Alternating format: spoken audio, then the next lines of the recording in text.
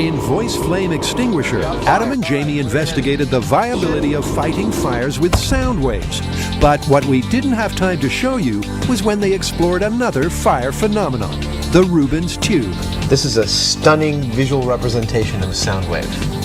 Yeah, let's fire it up and see what it does. All right. It's a classic physics experiment that has recently become an internet phenomenon. A length of pipe is perforated along the top and sealed at both ends. One seal is attached to a small speaker, the other to a supply of a flammable gas. The pipe is filled with the gas, and the gas leaking from the perforations is lit. Oh, it's beautiful. So this is called a Rubens tube, right? Yep, it's Rubens tube all right, and what you're seeing is a standing wave rendered in fire. This is how it works. When the guys play a tone through the speaker, the sound wave enters the tube, and the confined space creates reflections and interference, which combine to create a standing wave.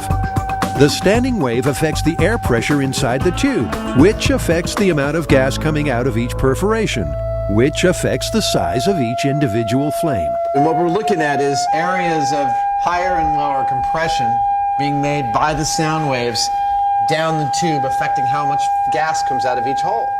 If you keep the frequency constant, you can determine the wavelength by simply measuring it with a ruler.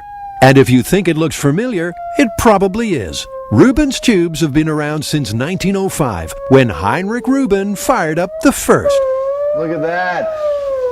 Yeah, we're watching the waves pile up. Yeah, totally. That worked. That is very, very, very cool. I had not imagined that there was such a clear visual representation of a sound wave.